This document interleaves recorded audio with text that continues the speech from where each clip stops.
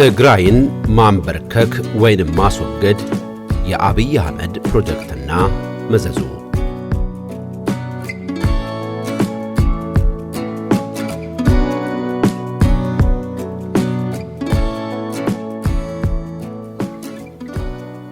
በጥቅሉ ሲታይ የአብይ አህመድ መንግስት ላለፉት 8 ዓመታት የኢትዮጵያን ሕዝብ ሁለንተናዊ ሕይወት ከማመሰቃቀል አልፎ የሀገሪቱን ህልውና ከፍተኛ አደጋ ላይ የጣለ ክስተት ሆኖ ቀጥሏል።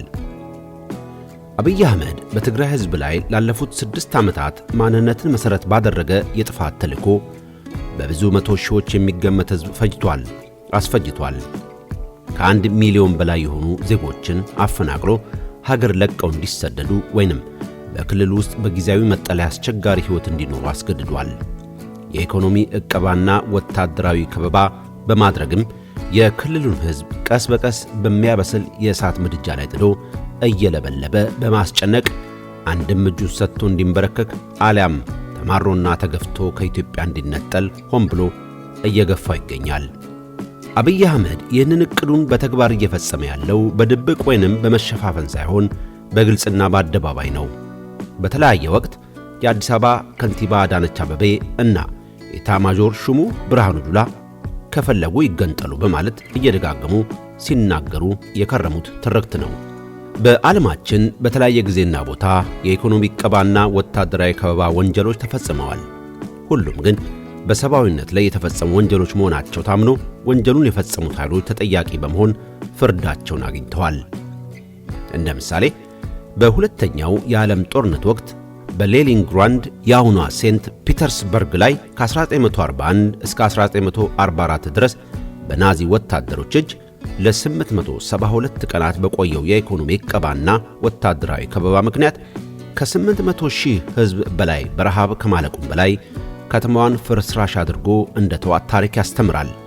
ለዚህ በሰብአዊነት ላይ ለተፈጸመ ወንጀልም የናዚ ጀርመን መንግሥት አባላት እየታደኑ ለፍርድ በመቅረብ ሕይወታቸውን ጭምር ከፍለዋል።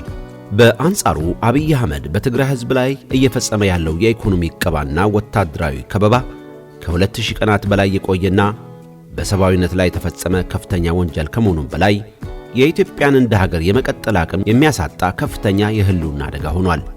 ይህ ወንጀል በአንድ በኩል በዓለማችን ለረጅም ጊዜ በሰብአዊነት ላይ የተፈጸመ ወንጀል ሲሆን፣ በሌላ በኩል ደግሞ አንድ የሀገር መሪ ለመጀመሪያ ጊዜ የራሱን ሕዝብ በኢኮኖሚ ዕቀባና በወታደራዊ ከበባ ሲቀጣ የታየበት አስገራሚ ክስተት ሆኗል። የጊዜ ጉዳይ ካልሆነ በስተቀር የአብይ አህመድና የተከታዮቹ ጣፍንታም ከናዚዎች የተለየ የመሆን ዕድል የለውም። የኢትዮጵያ የ3000 ዓመት የሀገረ መንግሥት ታሪክ የሚያረጋግጠው ትግራይ የኢትዮጵያ ማኅፀን መሆኗን ነው። አብይ አህመድ የኢትዮጵያን ማኅፀን ቢችል መካል ሊያደርገው ካልቻለም ቆርጦ ሊጥለው ምሎና ተገዝቶ ተነስቷል። የኢትዮጵያ ሀገረ መንግሥት የመሠረት ድንጋይ የነበረው የትግራይ ሕዝብ በአሁኑ ወቅት በራሱ ምርጫና ፍላጎት ሳይሆን በአብይ አህመድና ትግራዊ ጠል በሆኑ ደጋፊዎቹ ተገፍቶ ራሱን የቻለ ዲፋክቶ ሀገር የመሆን ሂደት ውስጥ ለመግባት የተገደደበት ሁኔታ ተፈጥሯል። በዓለም አቀፍ ሕግ መሠረት አንድ ክልል ራሱን የቻለ ዲፋክቶ ሀገር የመሆን ደረጃ ላይ መድረሱ የሚመዘንበት 4 መመዘኛ መስፈርቶች እንዳሉ በ1933ቱ የሞንቴቪዲዮ የመንግሥት መብቶችና ግዴታዎች ስምምነት አንቀጽ 1 ላይ ሰፍሮ ይገኛል።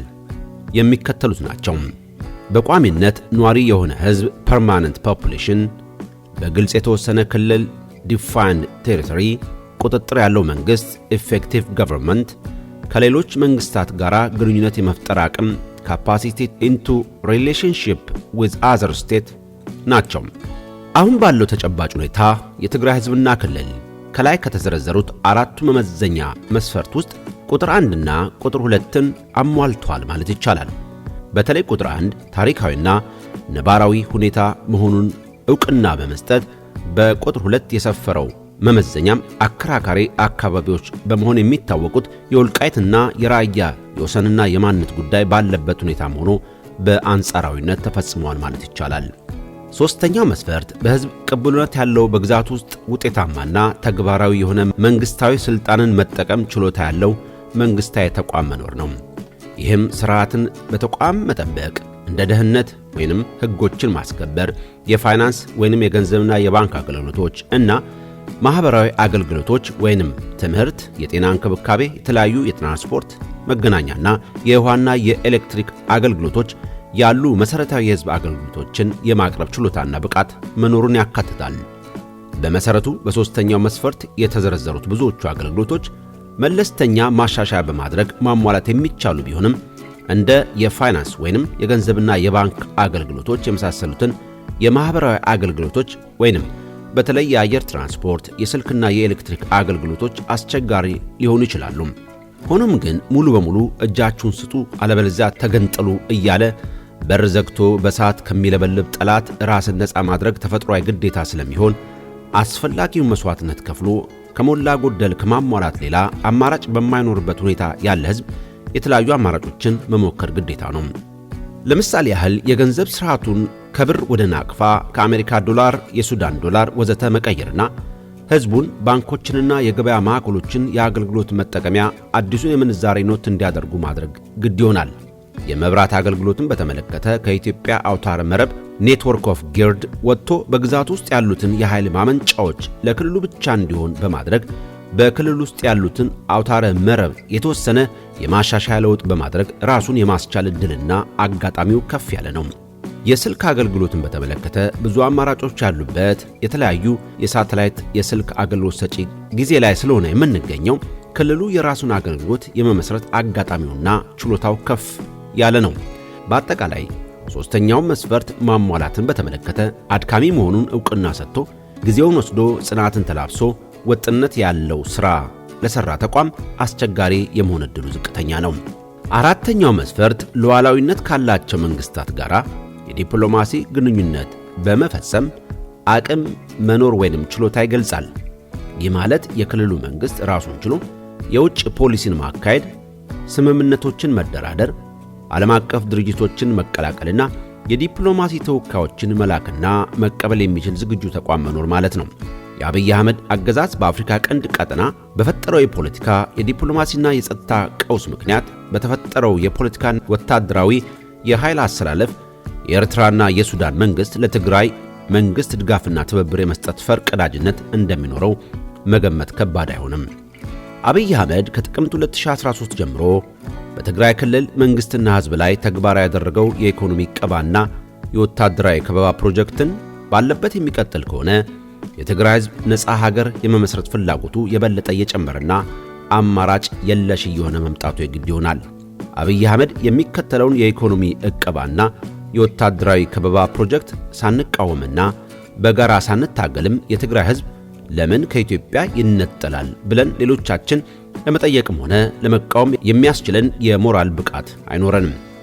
ያለ ትግራይ ኢትዮጵያ ምን አይነት ሀገር ሆና ልትቀጥል ትችላለች የሚለውን ጥያቄ ለጊዜው ወደ ጎን እንተውና አንዳንድ በትግራይ ጥላቻ የታወሩ ወገኖች ትግራይ ቢገነጠል ምን ይመጣል ሊሉ እንደሚችሉ መገመት ይቻላል። ነገር ግን የትግራይ ከኢትዮጵያ መገንጠል የትግራይ ህዝብ ብቻ የሚጎዳ ሳይሆን መላው ኢትዮጵያንና የኢትዮጵያን ህዝብ የሚጎዳ ከፍተኛ የደህንነትና የህልውና አደጋ የሚፈጥር ክስተት ይሆናል። የትግራይ ራስን የቻለ ዲፋክቶ ሀገር መሆንና ወደፊትም ወደ መደበኛ የሀገር መንግስት ግንባታ ሂደት መግባት የሚከፍተው በርና የሚያስከትለው መዘዝ ኢትዮጵያን የሚያሳንስ ብቻ ሳይሆን እንደ ዩጎዝላቪያ በታትኖ ታሪክ ሊያደርግ የሚችል ነው። የደርግ መንግስትን አስወግዶ ወደ ስልጣን የመጣው ኢህአዴግ በኢትዮጵያ ፖለቲካ ውስጥ መልስ ሳያገኝ የቆየውን የብሔር ጭቆና ጥያቄን ለመመለስ በተግባር የዋለና በዋናነት ቋንቋን መሰረት ያደረገው የፌዴራል አከላለል ያልተጠበቁ ውጤቶችን ይዞ መምጣቱ እሙን ነው። ዛሬ ትግራይ ተሳክቶለት ከኢትዮጵያ ቢነጠል በሀገሪቱ ካሉት ዋና ዋና ክልሎች መካከል የተወሰኑት ተመሳሳይ ፈለግ ሊከተሉና ውጤቱም ሀገራዊ ህልውና ሊያከስም የሚችል እድል እጅግ ሰፊ መሆኑ ብዙም ማጠራጠር አይሆንም።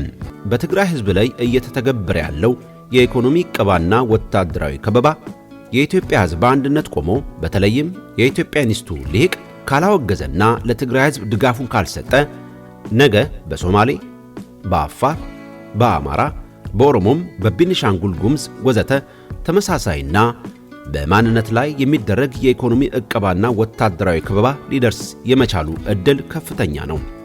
በተለይ በአሁኑ ወቅት አገዛዙን እየተዋጉ ያሉት የአማራ ፋኖና የኦሮሞ ነጻነት ሰራዊት እንቅስቃሴያቸው ጠንክሮ የአማራና የኦሮሞ ክፍሎች ከአገዛዙ ቁጥጥር ውጪ ከሆኑ ወይንም የመሆን አቅማቸው እየጠነከረ ከመጣ በትግራይ ሕዝብና ክልል ላይ የደረሰው የኢኮኖሚ ዕቀባና ወታደራዊ ከበባ በእነሱም ላይ መጣሉ የማይቀር ይሆናል። ስለዚህም ብዙዎቹ ክልሎችና ሕዝብ የትግራይ ሕዝብ በአገዛዙ ተወግዶ የገባበትን ራስን የቻለ ዲፋክቶ መንግሥት የመሆን ሂደት የመቀላቀልና የኢትዮጵያን የመፈራረስ አደጋ የበለጠ የሚያፋጥን ተግባር ውስጥ የመግባታቸው አጋጣሚ ከፍ ያለ ነው። ስለሆነም አብይ አህመድ በትግራይ ላይ የሚያካሂደውን የኢኮኖሚ ዕቀባና ወታደራዊ ከበባ ፕሮጀክት ኢትዮጵያን የማፍረስ ፕሮጀክት አድርጎ አለመውሰድ አገራዊ ጉዳቱን ተገንዝቦ ሴራውን ለማክሸፍ አለመስራት የዚህ ትውልድ በተለይም የፖለቲካ ልሂቁ ከባድና ታሪካዊ ስህተት ይሆናል። እንዲህ አይነቱ ስህተትን ራስና ሀገርን የማጥፋት ተግባር ተደርጎ ሊታይ ይገባዋል። በአጠቃላይ ይህ የአብይ አህመድ የኢትዮጵያን ህልውና የማፍረስ ፕሮጀክት ሊቀለበስ የሚችለው ሀገር አድን የሆነ ሁሉን አቀፍ የተቃዋሚዎች የጋራ ግንባር ሲመሰረትና በጋራ ግንባሩ የሚመራ ህዝባዊ አመጽ ተካሂዶ አገዛዙ ከስልጣን ሲወገድ ስርዓቱንም የሚተካ ሁሉን አቀፍ የሽግግር መንግስት ሲቋቋም ብቻ ነው። ከዚህ ውጪ በደፈናው የትግራይ ኃይሎችን ለምን ስለ ሀገር መስረታ ያስባሉ ብሎ በሀገር አፍራሽነት ለመወንጀል መሞከር በተዘዋዋሪ የአብይ አህመድን የግፍ አገዛዝ ከመደገፍ ያለፈ ፋይዳ የለውም።